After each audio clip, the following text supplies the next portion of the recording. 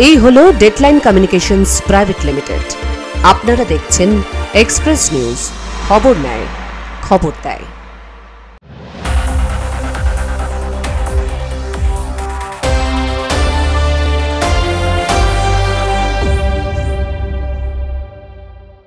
Express Midday brought to you by Coal Mine Associated Traders Private Limited.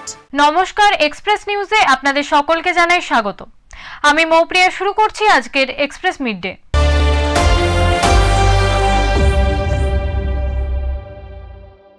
Asansol Kulti Radhanagar good set কমিটির শ্রমিকদের বঞ্চনার প্রতিবাদে গত 24শে মে থেকে শুরু হওয়া অনির্দিষ্টকালের ধর্মঘট 31শে মে শেষ হলো। তৃণমূলের রাজ্য সহসভাপতি ও প্রাক্তন বিধায়ক উজ্জ্বল চ্যাটার্জির আশ্বাসের পর শ্রমিকরা তাদের আন্দোলন সাময়িকভাবে প্রত্যাহার করে নিয়েছে। কিন্তু এর তো একটা শেষ আছে, আজকে শেষ হয়ে যাবে। প্রত্যেকটা শুরুর শেষ হয়, তো সেই শেষটা আজকে হোক এবং সরকারিভাবে বিভিন্ন জায়গায় আলাপ আলোচনা করে যাতে আমরা করতে পারি, সেটা এদেরকে নিয়ে আমরা সেই চেষ্টা করে যাব। শ্রমিকদের অভিযোগ, চীনাকুড়িতে বছরের পর বছর কাজ করলেও তারা সরকারি সুযোগ সুবিধা থেকে বঞ্চিত। যেমন নিয়ম অনুযায়ী বেতন, ইএসআই, পিএফ এবং পরিচয়পত্র থেকে তারা বঞ্চিত হচ্ছেন। উজ্জ্বল চ্যাটার্জি বিক্ষোভস্থলে এসে শ্রমিকদের সব রকম সাহায্যের আশ্বাস দিয়েছেন। শ্রমিক ইউনিয়ন জানিয়েছে আপাতত আন্দোলন তুলে নিলেও দাবি পূরণ না হলে তারা ভবিষ্যতে বৃহত্তর আন্দোলনে নামতে বাধ্য হবেন। Bureau report, express news. Raiganj উত্তর দিনাজপুর জেলার অন্যতম সমস্যা যানজট। টোটোর বারবারন্ত, ফুটপাত দখল এবং পার্কিং ব্যবস্থার অভাবেই এই সমস্যা দীর্ঘস্থায়ী হয়েছে। তবে যানজট কমাতে এবার রায়গঞ্জ পৌরসভা নতুন করে পার্কিং জোন তৈরির উদ্যোগ নিয়েছে। পুর প্রশাসক সন্দীপ বিশ্বাস জানিয়েছেন প্রাথমিকভাবে শহরের 5টি জায়গায় নতুন পার্কিং জোন তৈরি করা হবে। শিলিগুড়ি মোড়, মোহনবাটি বাজার সংলগ্ন মেইন রোড, ঘড়ি মোড়, বিবেকানন্দ মোড় থেকে বিদ্রোহী মোড় এবং এনবিএসটিসি বাস ডিপো ও সংলগ্ন অঞ্চলে। আগের দুটি সহ মোট 7টি পার্কিং জোন শহর জুড়ে থাকবে। এগুলি লিজ দেওয়া হবে রক্ষণাবেক্ষণের জন্য হিসেবে চিহ্নিত করেছি। এই 5টি এবং আগের দুটি, মোট 7টি জায়গাতে আমরা পার্কিং জোন হিসেবে চিহ্নিত করেছি। আমরা কিছু ফর্মালিটিস আমরা করে নিয়ে আমরা এটা কোনো বেকার যুবক বা যারা নিতে ইন্টারেস্টেড হবে তাদেরকে আমরা টেন্ডার করে ডেকে এই পার্কিং জোন একটা সুন্দর ব্যবস্থাপনার মধ্যে আমরা করে দেব। পুরসভার এই উদ্যোগে মিশ্র প্রতিক্রিয়া দেখা গিয়েছে। রায়গঞ্জের বাসিন্দা এই উদ্যোগকে স্বাগত জানালেও কার্যকারিতা নিয়ে সংশয় প্রকাশ করেছেন। অবশ্যই দরকার, কারণ রায়গঞ্জে পার্কিংটা একটা বড় সমস্যা। তো চিন্তা ভাবনাটা ঠিকই আছে, কিন্তু কতটা সুবিধা অসুবিধা বলতে এখন পার্কিং জোনগুলো কোন এক্স্যাক্ট কোন এরিয়াতে হচ্ছে সেটা একটা দেখার বিষয়। তো এমনিতেই তো রায়গঞ্জের রাস্তাঘাটের যে অবস্থা, এমনি রাস্তা খুবই চাপা রাস্তা, তার মধ্যে টোটোর এত বেশি সংখ্যায় টোটো চলে, তো রাস্তায় তো যানজট তো একটা বিশাল বড় সমস্যা। তার উপর এখন জোনগুলো কোথায় কোথায় হচ্ছে সেটাও একটা দেখার বিষয় আছে। রায়গঞ্জ মার্চেন্ট অ্যাসোসিয়েশনের সম্পাদক অতনু বন্ধু লাহিড়ী পার্কিং জোনের পাশাপাশি রাস্তা চওড়া করার দাবি জানিয়েছেন। অনেক প্রসারিত থাকে, কিন্তু আমাদের এক তো দোকানদারদের অসুবিধা, দোকানদারদের একটা উদাসীনতা, সঙ্গে প্রশাসনের নজরদারির অভাবে রাস্তা কিন্তু অনেকটাই সংকুচিত হয়ে আছে। এই রাস্তাকে যখন প্রসারিত করবে এবং সেই সঙ্গে পৌর প্রশাসক মণ্ডলীর যে উদ্দেশ্য যে পার্কিং জোন করা শহরে একটা বড় সমস্যা, সেটা সমাধান করা সহজ হবে। এখন দেখার বিষয় পুরসভার এই নতুন পদক্ষেপ রায়গঞ্জবাসীকে যানজটের সমস্যা থেকে কতটা মুক্তি দিতে পারে। উত্তর দিনাজপুর থেকে দিবাকর সাহা, রিপোর্ট, এক্সপ্রেস নিউজ। কোচবিহারের তুফানগঞ্জের 2 নম্বর ব্লকের করিততলা এলাকায় এক মর্মান্তিক পথ দুর্ঘটনায় নাতিকে দেখে বাড়ি ফেরার পথে মৃত্যু হলো এক বৃদ্ধের। মৃতের নাম পীযূষ সরকার ওরফে মোংলা। তার বাড়ি তুফানগঞ্জের 2 নম্বর ব্লকের বারকোদালির 2 গ্রাম পঞ্চায়েতের মানসাই এলাকায়। পুলিশ সূত্রে জানা গেছে পীযূষ সরকারের ছেলের বউ সম্প্রতি তুফানগঞ্জ হাসপাতালে একটি সন্তানের জন্ম দেন। নাতি এবং ছেলের বউ সুস্থ থাকায় গতকালই তাদের হাসপাতাল থেকে ছেড়ে দেওয়া হয়। পীযূষ সরকার হাসপাতালেই উপস্থিত ছিলেন এবং নবজাতক নাতিকে দেখে অত্যন্ত আনন্দিত ছিলেন। কিন্তু নিয়তির পরিহাস, নাতি ও ছেলের বউকে দেখে মোটরসাইকেলে করে বাড়ি ফেরার পথে হরিপুর করিমতলা এলাকায় জাতীয় সড়কের উপর একটি দ্রুতগামী গাড়ির ধাক্কায় তিনি দুর্ঘটনার শিকার হন। স্থানীয়রা জানান, তারা ঘটনাস্থলে ছুটে এসে দেখেন পীযূষ সরকারের ছিন্ন ভিন্ন দেহ রাস্তায় পড়ে রয়েছে। ততক্ষণে ঘাতক গাড়িটি ঘটনাস্থল থেকে চম্পট দিয়েছে। হ্যাঁ, কিন্তু আমরা শব্দ কিচ্ছু পাইনি। হ্যাঁ, পরে হুট করে দেখি লোকজন দৌড়াদৌড়ি করছে, তারপর আমি বেরোলাম, বেরিয়ে দেখি পড়ে আছে, ব্যাস এইটুকুই। মানে একদম শব্দ পাওয়া কিচ্ছু পাইনি। ওর বাইকটা কোন দিকে গেছিল, কোন দিকে কোন গাড়ি লাগিয়ে দিয়েছে সেটাও আমি দেখি নেই। এবং যখন নাকি অ্যাক্সিডেন্ট হয়ে গেছে, হয়ে যাওয়ার পরে লোকজন দৌড়াদৌড়ি করছে, তখন আমি দোকান থেকে বেরিয়ে দেখি এরকম পড়ে আছে, মারা গেছে না? হ্যাঁ, ও তো স্পট ডেড হয়ে গেছে। খবর পেয়ে বক্সিরহাট থানার পুলিশ এবং দমকলের একটি ইঞ্জিন ঘটনাস্থলে পৌঁছয়। পুলিশ এসে মৃতদেহ উদ্ধার করে ময়নাতদন্তের জন্য কোচবিহার MJN মেডিকেল কলেজ ও হাসপাতালে পাঠিয়েছে। প্রাথমিক তদন্তে পুলিশের ধারণা কোনো ভারী যানবাহন পিছন থেকে পিষে দিয়ে গেছে ওই বৃদ্ধকে। বক্সিরহাট থানার পুলিশ জানিয়েছে, সিসিটিভি ফুটেজ খতিয়ে দেখে ঘাতক গাড়িটি শনাক্ত করার চেষ্টা চলছে। এই ঘটনায় শোকের ছায়া পরিবারে। Bureau report, express news. Express মিডিয়াতে নিয়ে নেব একটি ছোট্ট বিজ্ঞাপন বিরতি। ফিরে আসছি বিরতির পর।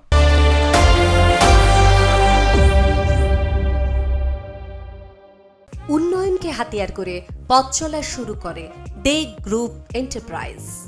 1962-তে শিল্পপতি বলরাম দের হাত ধরে যাত্রা শুরুর প্রথম দিন থেকেই এই সংস্থা একেবারে প্রথম। নিরলস প্রচেষ্টার কর্মদক্ষতায় দে গ্রুপ এন্টারপ্রাইজের coal mines associated traders private limited এখন বিশ্বাসের প্রতীক। সদর দপ্তর 18/A park street, 6/1 Stephen court, Kolkata.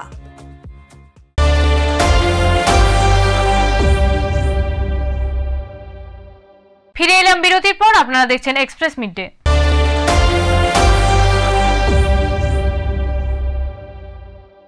Falakata গভীর রাতে হাতির আকস্মিক হামলায় ফালাকাটা সিংপাড়ায় একই পরিবারের 3 জনের মর্মান্তিক মৃত্যু হয়।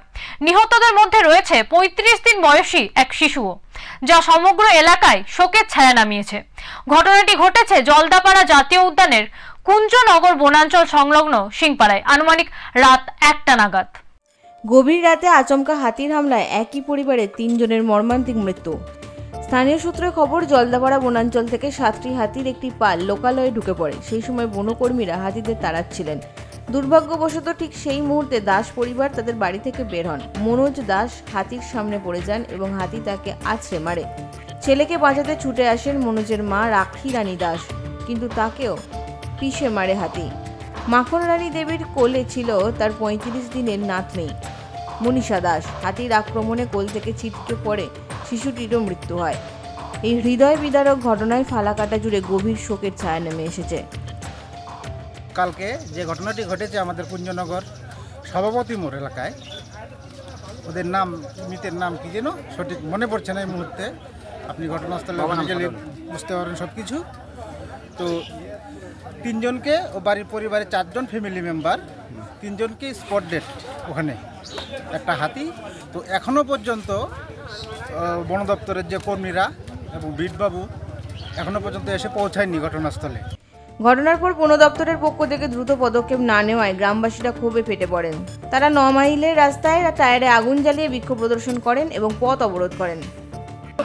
হ্যাঁ, প্রত্যেকদিন হাতি ঢোকার পরে ফসল নষ্ট করে, ঘর বাড়ি ভাঙে, ক্ষতি করে, ফসল নষ্ট করে। আজকে এই 3 জন একই পরিবারের 3 জন, এমনকি একটা 22 দিনের শিশু বাচ্চা তাকে মেরে ফেলেছে। এই বিষয় নিয়ে বন দপ্তরের নদী এবং বনের সম্পদ নষ্ট হচ্ছে, তার দিকে বন দপ্তরের কোনো খেয়ালই নেই। ওরা ডিউটি করবে, দারু খাবে, দারু খায় ঘুমায় ডিউটি করবে। খবর পেয়ে জলদাপাড়া বন বিভাগ এবং ফালাকাটা থানার পুলিশ ঘটনাস্থলে পৌঁছে পরিস্থিতি নিয়ন্ত্রণে আনে এবং অবরোধ তুলে দেয়। এই মর্মান্তিক ঘটনায় আবারও বনাঞ্চল সংলগ্ন এলাকায় বন্য প্রাণী ও মানুষের সংঘাতের ভয়াবহতা তুলে ধরল। স্থানীয়দের দাবি, এই ধরনের ঘটনা রুখতে বন দপ্তরকে আরও সক্রিয় ভূমিকা নিতে হবে এবং বন্য প্রাণীর আক্রমণে ক্ষতিগ্রস্ত পরিবারগুলির জন্য পর্যাপ্ত ক্ষতিপূরণের ব্যবস্থা করতে হবে। Bureau report, express news. বাড়িতে ইট বৃষ্টিতে আতঙ্কিত আসানসোলের ডামরা ভাটপাড়ার বাসিন্দারা। মুহুর্মুহু ইট বৃষ্টির জেরে প্রাণনাশের আশঙ্কায় থানার দ্বারস্থ স্থানীয় বাসিন্দারা। বাড়িতে অতর্কিত ইট বৃষ্টি, আতঙ্কিত আসানসোল দক্ষিণ থানার অন্তর্গত ডামরা ভাটপাড়ার বাসিন্দারা। অভিযোগ, এই এলাকায় বেশ কয়েকদিন ধরেই সকাল থেকে বাড়িতে উড়ে আসছে আদলা ইট ও পাথর, যা পড়ছে বাড়ির ছাদ এবং উঠানে। বাধ্য হয়ে এলাকাবাসী আসানসোল দক্ষিণ থানায় দ্বারস্থ হয়। এই ঘটনায় জড়িত সন্দেহে এক যুবককে আটকও করেছে পুলিশ। নিয়ে বাইরে বেরোনো মানে এমন অবস্থা করে দিয়েছিল যে সারা দিন মানে পাথর ফেলছিল সকাল 6টা থেকে নিয়ে একদম সন্ধে অবধি। তো ধরুন সকাল থেকে তো ঘরের পুরুষরা বাইরে চলে যায় কাজে। হ্যাঁ, কাজে চলে যায়। পাথর পড়তে আপনারা কি আতঙ্কে আছেন? হ্যাঁ, আতঙ্কে ছিলাম, আমরা আতঙ্কে ছিলাম। স্থানীয়দের অভিযোগ, বাড়ির পুরুষ মানুষরা কাজে চলে যাওয়ার পর বেশ কয়েকটি বাড়িতে ইট বৃষ্টি হচ্ছে। এলাকায় ভূতের আতঙ্ক ছড়াতে এই ধরনের ঘটনা ঘটছে বলে দাবি এলাকার মানুষের। আমাদের এলাকায় এরকম কোনোদিন ঘটেনি। এখন নানা জায়গা থেকে নানা ভাষাভাষী লোক এসে এখানে বসবাস করছে। আমরা তো দীর্ঘ কাশীপুর রাজার বাসিন্দা মহিলা গ্রামের আমাদের বাড়ি, এইদিকে কোনোদিন এসব হয়নি। এখন এই যে রাজভাটা এই ঠাকুরবন্দের পাশে নানা দিকের লোক এসে এখানে বসবাস করছে, কিন্তু আমরা ধরা পড়লে আমরা তো কাল পুলিশ নিয়ে গেছে, এরপর নিজে আমরা গোটা গ্রামবাসী আসবো, দরকার পড়লে এর প্রতিকার করবো। যে সমস্ত বাড়িগুলিতে ইট বৃষ্টি করা হয়েছে সেই বাড়ির উঠোন ও ছাদে বেশ কিছু আদলা ইটের টুকরো পাওয়া গেছে। ইটের আঘাতে ফাটল ধরেছে ঘরের চালে। স্থানীয়দের অভিযোগ, কারোর সঙ্গে কোনো শত্রুতা না থাকা সত্ত্বেও এই ধরনের ঘটনা ঘটানো হচ্ছে ইচ্ছে করে, যার ফলে বাড়ির উঠোনে খেলতে থাকা শিশু সহ সবারই প্রাণ সংশয় দেখা দিচ্ছে বলে দাবি গ্রামবাসীদের। আসানসোল থেকে Jayanta Shah, report, express news. মা হওয়া মুখের কথা নয়, সন্তানকে মানুষ করতে হবে, অনেক দায়িত্ব। তাই ছেলেকে মানুষ করতে টোটো চালাচ্ছে কালনার আরতি। আজ দেখাবো আরতির লড়াইয়ের কাহিনী।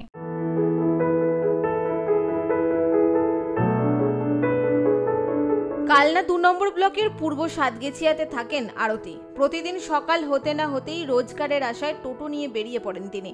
কালনার শহর থেকে গ্রাম দেখা যায় পুরুষের সঙ্গে পায়ে পা মিলিয়ে কাজ করে চলেছে আরতি। চোখে তার একরাশ স্বপ্ন, ছেলেকে মানুষ করতেই হবে। সকাল শুরু হতেই ছেলের দেখভাল করে এক প্রকার না খেয়ে টোটো নিয়ে বেরিয়ে পড়তে হয় আরতিকে। বলেছে বিক্রি করে দেবো, আমি অপছন্দ হয়েছি, তার জন্য আমি লাইনে কাজ করতে নেই। ছেলেটা মানুষ করতে হবে দিয়ে জেদ করে, যাই হোক ছেলেটা মিলেছে জেদ করে করছে, যে কী করবে, ছেলে পেটে হয়েছে এখন ছেলে। আরতির বাবা বিমল বিশ্বাস জানান, স্বামীর সঙ্গে পারিবারিক কোনো কারণে অশান্তি হওয়ার পরে আরতি তার একমাত্র ছেলেকে নিয়ে বাপের বাড়িতেই থাকেন। আর তারপর থেকেই আরতি চান না ছেলে ও সে নিজে বাবার বোঝা হতে।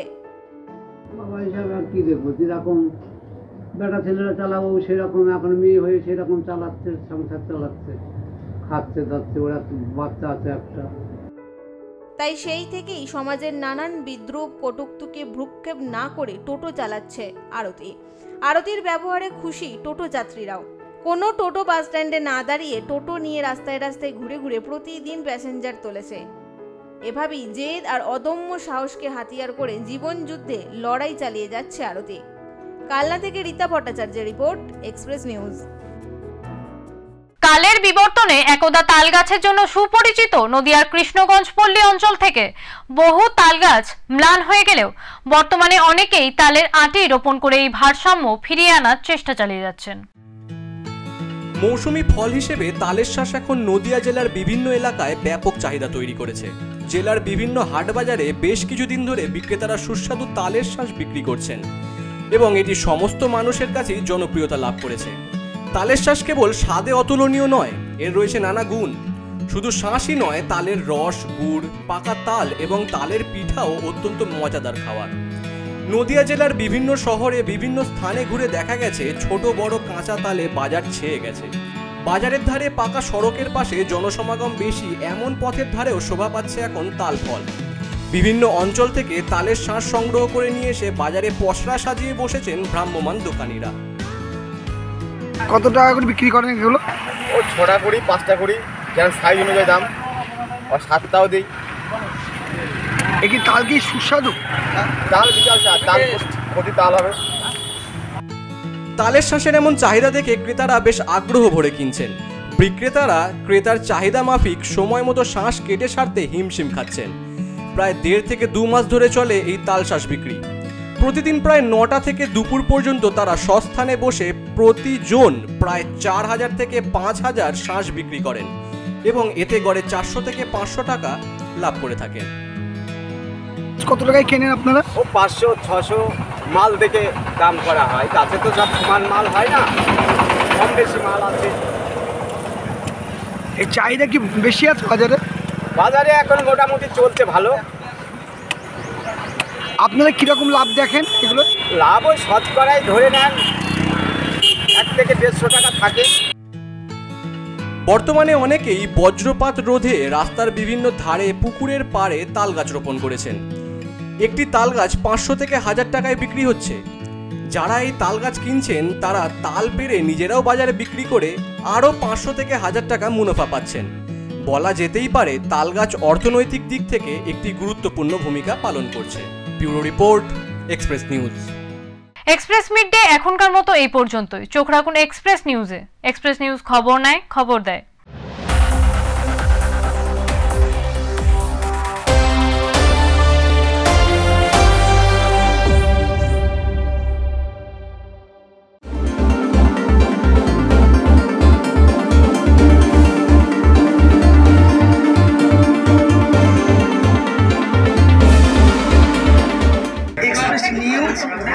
তার দায়িত্ব পালন করেছে, সমাজ দর্পণ হিসেবে কাজ করেছে, সত্য ঘটনা তুলে ধরেছে, সত্য খবর পরিবেশন করেছে। তার এই 24 বছর পদার্পণকে আমরা শুভেচ্ছা জানাই। আরও এর শ্রীবৃদ্ধি ঘটুক, মানুষের কাছে জনপ্রিয় হয়ে উঠুক।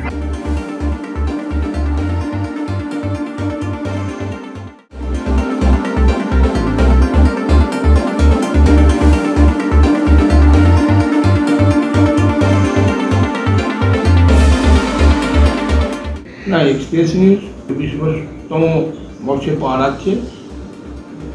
যে কোনো সাংবাদিকতা বলুন, তাদেরকে আমরা অভিনন্দন জানাই। তার কারণ হচ্ছে গণতন্ত্রের চতুর্থ স্তম্ভ হচ্ছে সাংবাদিক। এক্সপ্রেস নিউজ আগামী দিনে আরও দীর্ঘায়ু কামনা করি, আরও বড় হোক, তার টিআরপি বাড়ুক, তার গ্রাহক সংখ্যা বাড়ুক, এটা আমাদের কাছে কামনা।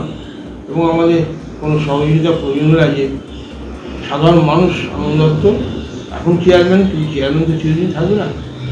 সাধারণ মানুষ হিসেবে আমি যতটা পারবো এক্সপ্রেস নিউজকে অবশ্যই সহযোগিতা করব এবং এক্সপ্রেস নিউজকে ধন্যবাদ জানিয়ে আমি তার দীর্ঘায়ু কামনা করি। সত্য বক্তব্য শেষ করতে নমস্কার।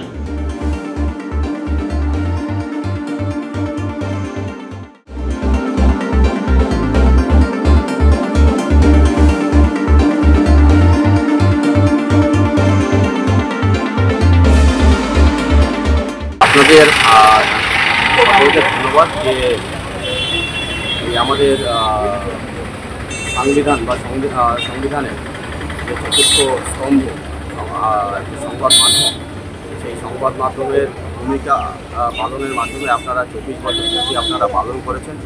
আমরা আশা রাখি যে আপনাদের এখানে যারা এই কাজের সঙ্গে যুক্ত রয়েছেন, আপনারা আগামী দিনেও আরও আপনাদের এই যে দায়িত্ব, সমাজের প্রতি যে দায়বদ্ধতা, কর্তব্য পরায়ণতা যেভাবে আপনারা দীর্ঘদিন ধরে দেখিয়েছেন, আগামী দিনে সেটা আপনারা দেখাবেন এবং জনসাধারণের স্বার্থে, মানুষের স্বার্থে আপনারা এই আপনার যে দায়িত্ব, সেই দায়িত্ব নেভাবেন। আবার আপনাদের সকলকে অসংখ্য ধন্যবাদ এবং আমরা অভিনন্দন জানাচ্ছি যে আপনারা আপনাদের এই 24 বছর পূর্তি করছেন।